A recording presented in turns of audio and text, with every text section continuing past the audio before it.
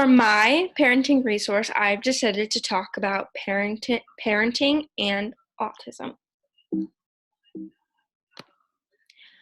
One of the most common challenges faced by parents having autistic children is dealing with family life and school. But learning your child on the spectrum is a different reaction for every parent. For some, it could be a very difficult reaction, and this is because the parenting needs of a child with autism can be specialized for each child because every child on the spectrum is unique. Having a child with autism doesn't mean grieving has to happen. Rather, parents need to adjust and learn about their child's unique personality. So in this presentation, I'm going to go over some lessons and some tips that I have looked at through research and through a parenting book, and I hope you guys enjoy. This book I based a lot of my research on for my parenting resource. It's called The Parenting Across the Autism Spectrum, Unexpected Lessons We've Learned by Ann Palmer and Maureen Morrill. The book discusses Palmer and Morrill's sons and what they have learned as parents. Both of their sons are autistic, and they also have, between the two of them, 5 neurotypical children. This book looks at different challenges parents face, and they add lessons into them. Most of the lessons revolve around family and school, and there's many other topics, but in this presentation, we are just going to look at a few of the lessons. The first lesson is that siblings have a unique perspective. Siblings may experience the same feelings about their sibling with autism as their parents, and siblings will have their own unique reaction. These emotions include love, fear, frustration, pride, guilt, anger, and even ambivalence. Neurotypical siblings will have their own unique reactions and unique combinations of nurture versus nature. For example, a shy child may react differently than an outgoing child. Lesson number 2. Siblings may need permission to discuss their feelings. Emotions can run high, and siblings experience a wide range of them about living with their sibling on the spectrum. For example, they might feel angry about the extra attention that is given to their sibling, or they could also feel protective and become defensive towards people who just don't understand their sibling. These emotions can be hard for a sibling to understand and handle. Parents need to be supportive while also being sensitive to these feelings. This can be done by giving them the chance to complain, ask questions, and voice their concerns. Parents need to understand that siblings need the chance to voice their feelings, whether it's good or bad. Lesson number 3. It is important to make time for yourself as a couple. Finding the time and energy to spend an evening with your spouse without children may seem like a luxury you don't deserve, but you deserve it, and marriage is needed. And that is a quote from the book. Palmer states that in page 62. Every couple needs this time. I think it's very important to remember to spend time with your spouse. It could be something very simple, like going to the grocery store together without, your children, or taking time to do your shared interests together can really help the marriage. Lesson number 4. Extended family may benefit from education about autism. Not all family members have education or knowledge about the autism spectrum. They can benefit from learning about autism and how it affects the person on autism. Now, every child with autism is unique, and learning the effects can help the family understand what the parents might be going through and what the child might be going through as well.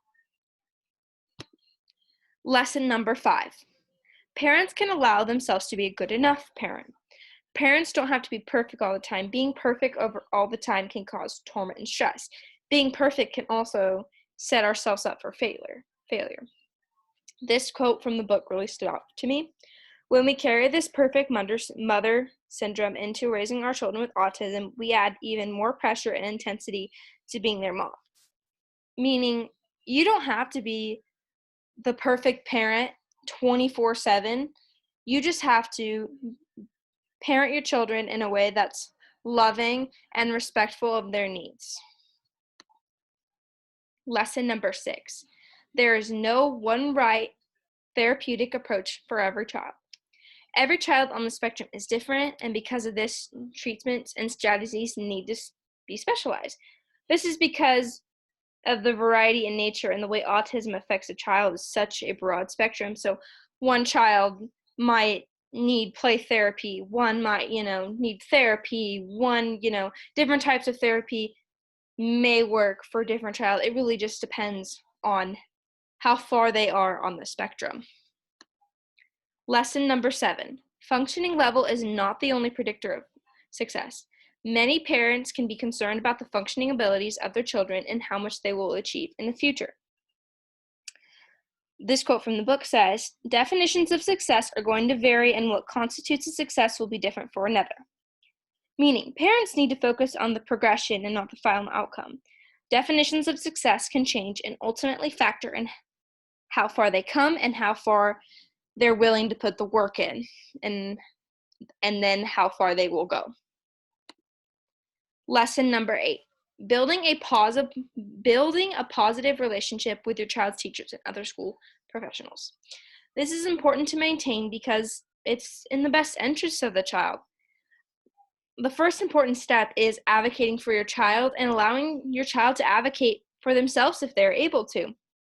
Parents also need to educate the teachers and professionals about the specialized needs of the child because every child on the spectrum is different. Building a positive relationship with professionals also looks like getting to know them, creating a bond, but not like a personal bond, but more of a professional bond. And this way it is easier to communicate with them in the meetings. So, what about some tips for meetings with school professionals? 1, do an attitude check. Do not go into meetings angry. 2, understand your hot buttons. 3, use silence. Silence can diffuse a situation, and remember that staying cool, calm, and collected can be its own reward. So, what are some more resources for parents? Well, locally, there are support groups for parents and for siblings. I think siblings can benefit from meeting other children that have siblings on the spectrum. I think that's really important for the siblings to understand that there are other people out there like them. And I think it's also important for the parents to meet other parents who are going through the same thing, and that way they can kind of relate. Because in the book, Morell and Palmer actually met at a support group. Another thing is parenting books. There are tons and tons of parenting books on autism. And when I was doing this resource, I found many, many free ones. So that's always good. Free is always a good price. Another resource is specialized education or school. A child with autism may be in the special needs classroom of a public school, also will probably have an IEP, or I know locally we have this great thing called Pacific Academy, or I actually intern at, and a lot of the kids that go to that school are autistic, and I think that's a very great program for them to attend. And here are my references, and that is all I have for today. Thank you for watching.